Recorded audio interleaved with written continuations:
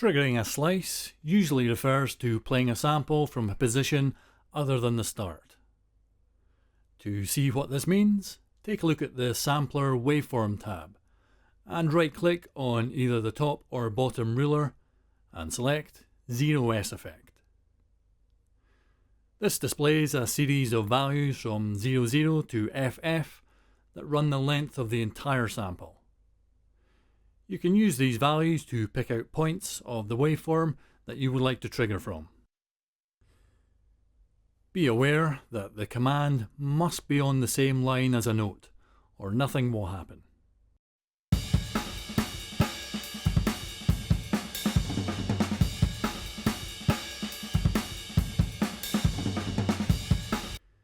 You can use this in a variety of ways, one of which you're probably familiar with, where the entire sample is sliced and played back at varying speeds.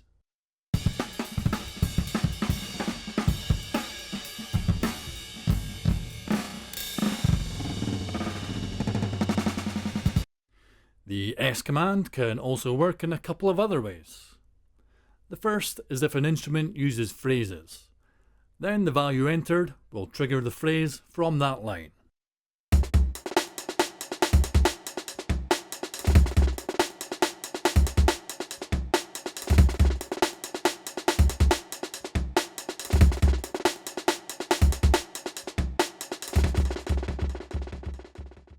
The second method is if the sample has been sliced using slice markers, which can be placed very precisely on the waveform.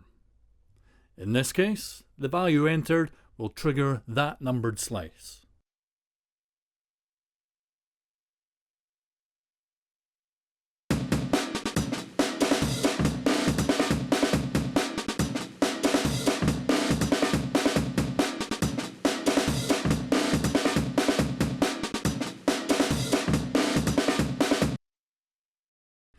The backwards command is one of the easiest to understand and demonstrate.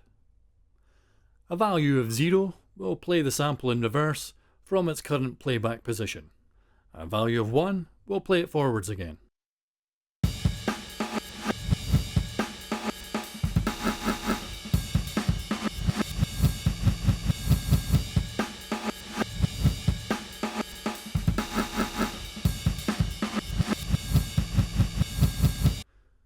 When applied to an instrument that uses phrases, this will play the phrase in reverse.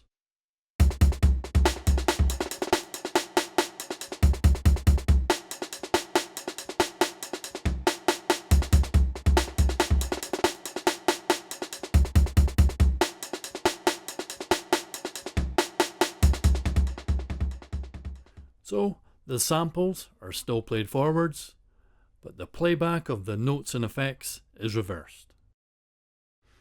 The envelope offset command gives you control over instruments that make use of modulation, specifically the AHDSR, envelope and fader devices. As we saw with the slice command, where the waveform is split up into values from 00 to FF, this is also true of these three modulation processes. If a modulation set features one or more of these devices, then the envelope offset command will cause them to jump to those positions.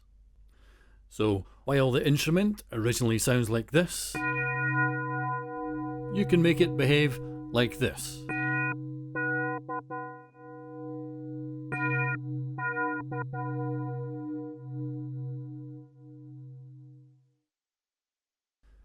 This command is deprecated, with its function replaced by the delay column.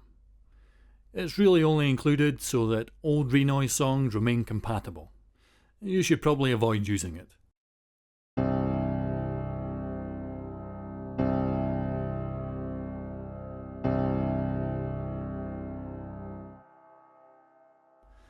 The R command will retrigger an instrument every Y ticks in a line. To recap how ticks work, just as a pattern is split into a number of lines, so each line is split into a number of ticks, the default value of which is 12. So, If you set the Y value higher than the number of ticks, then the instrument just plays as normal.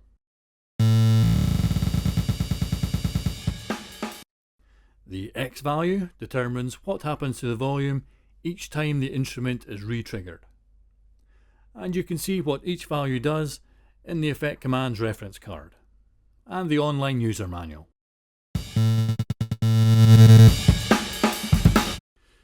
You should be aware that the RX version of the command in the volume or panning column behaves differently from the regular RXY version.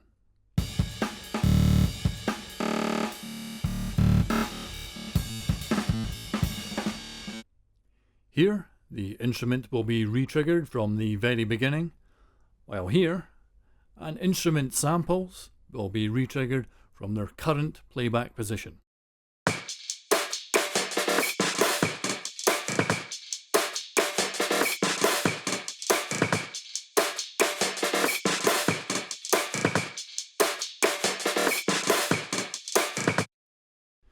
The Maybe command can be used to randomly trigger notes in 3 different ways.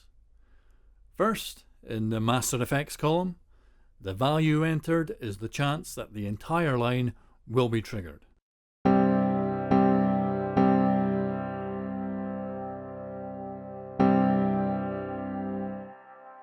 Second, in the Local Effects column, the value entered is the chance that each particular note will be triggered.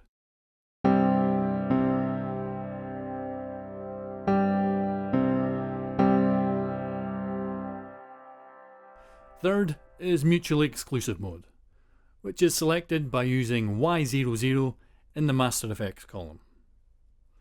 This guarantees that one, and only one, of the notes on this line will be played, with their values weighed against each other to create the probability of triggering.